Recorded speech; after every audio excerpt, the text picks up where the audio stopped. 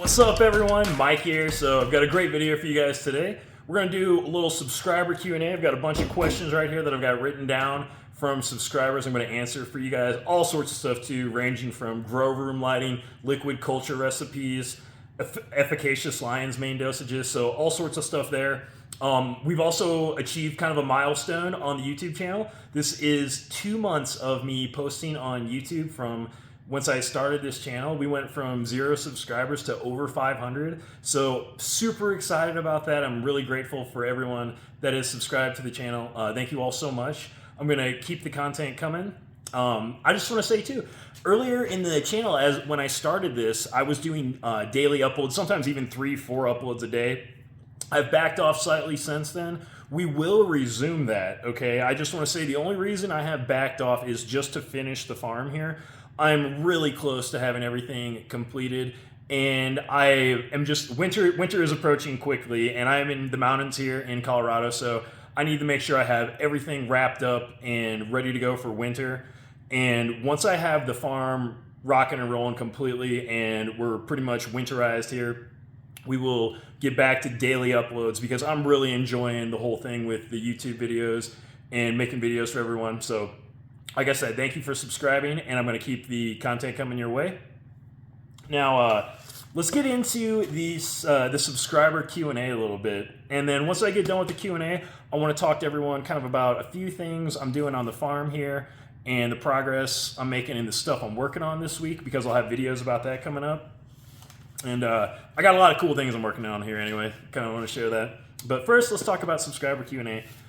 King Oyster fruiting, okay? Now, this subscriber had a question about their King Oyster. It was fruiting kind of horizontally, and they wanted it to top fruit or come up more vertical.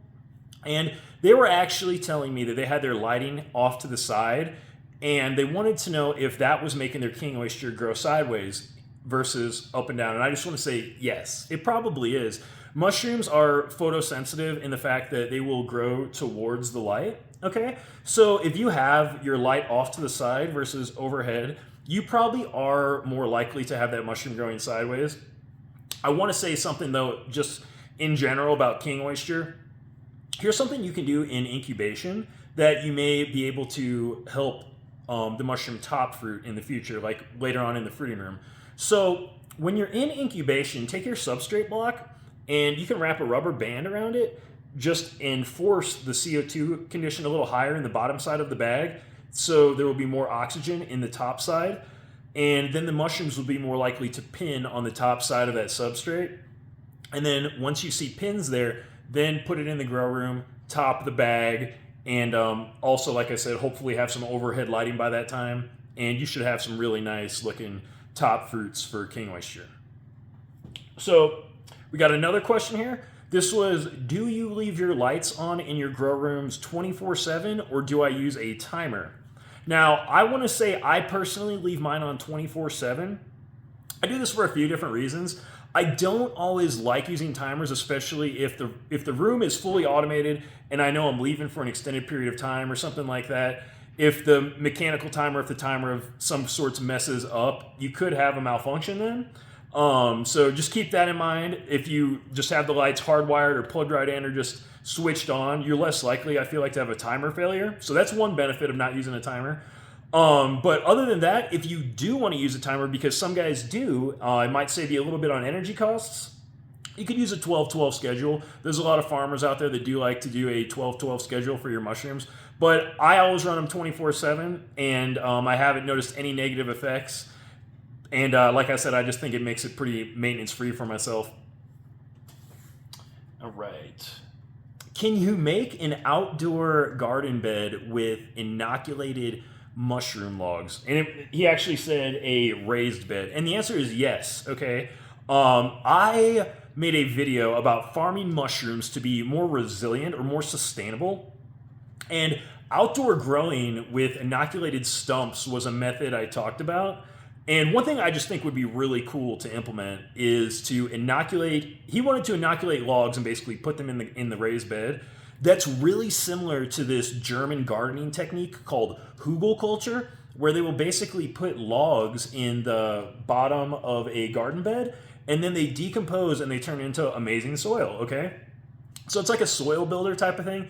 And the mushrooms will actually decompose the logs, so they will break down a little bit quicker. That's one thing that I think would be really sweet in a garden bed like that, because the mushrooms can kind of help break down those logs quicker, and then plus you'll get mushrooms out of the garden bed there. Me personally, if I were to do this, I've never done it, okay? I think it's a great idea. I think it would be a cool concept just to try. I would probably try it with like maitake or something, and I would basically make this giant garden bed, inoculate logs with maitake, put them at the bottom of the garden bed, and then put some compost or soil on top of that. And you could probably grow vegetables in that throughout the spring and summer, and then I bet you get a nice maitake fruiting in the fall. So that's something maybe you could try. I might even want to try that myself in the future because it sounds like fun. But I definitely think you could. It would be similar to hugelkultur. Where do I get my mushroom cultures? Okay, and I just want to say I actually make my mushroom cultures. So I don't have any available for sale right now just because I'm getting the farm all finished up here. Once I have the farm totally completed, I will have cultures available for purchase online. So stay tuned for that. I've got a myriad of cultures that you guys could purchase. A lot of people really like my hericiums and lion's manes. Those are some of my personal favorites to grow and some of the most high-performing strains I have, but I don't have any available right now, but I will soon. And I do, like I said, produce my own.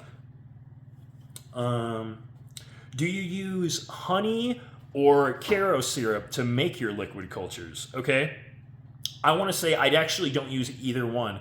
I use a mixture of dextrose and malt extract, and I don't keep any secrets on this channel. Okay, some guys like want to keep their LC recipe a secret. I'm just gonna throw mine out there. Okay, so everyone, for 1,000 milliliters of water, 30 grams dextrose, 2 grams light malt extract.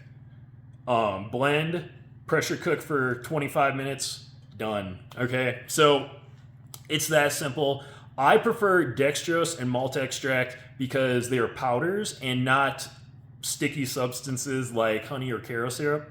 You can always use honey or caro syrup, but what you're looking for when you're making liquid culture, you're looking for no greater than a 4% nutrient solution, basically in some sterilized water. And you want some sugars and maybe a nitrogen source for the mushroom. So I choose dextrose, which is pure glucose, and malt extract, which is a great source of nitrogen. So that is what I use to make my LC, and I recommend everybody uses that. But if you want to try LCs in the future, for me, like I said, I will have some available soon. Okay, lion's mane dosage. What is the best dosage to be supplementing with lion's mane? This guy in particular, I had a video about mushroom coffee, and I actually used to make a mushroom coffee years ago when I had a mushroom retail shop, and they were wondering what kind of dosage should they put in their own personal coffee they are making.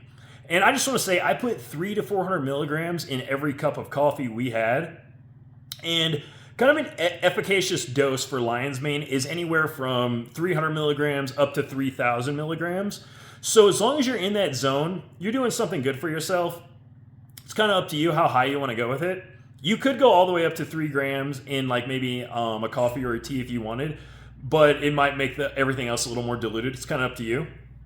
You could also do a lower dosage in your coffee or tea, and you could supplement with a lion's mane tincture or extract in order just to get a higher, a little more efficacious dose of lion's mane.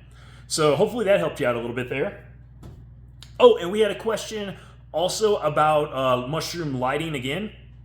Have I ever grown mushrooms using blue light?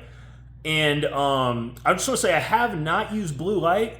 I do know they will work with blue light, okay? Mushrooms can grow in a spectrum anywhere from 5,000K to 9,000K. I personally use 5,000K, which is daylight spectrum. The higher numbers are closer to the blue, okay? But either one works great. I've always used daylight though, just because those lights are easily and readily available at any big box store for around $15 to $20. So you don't need an expensive grow light or anything like that to grow mushrooms. You just need the right spectrum. Like I said, 5,000K will get the job done. But that's really all I got for the lighting questions, and that's all we got for the subscriber Q&A. So I hope you guys found that helpful and informative.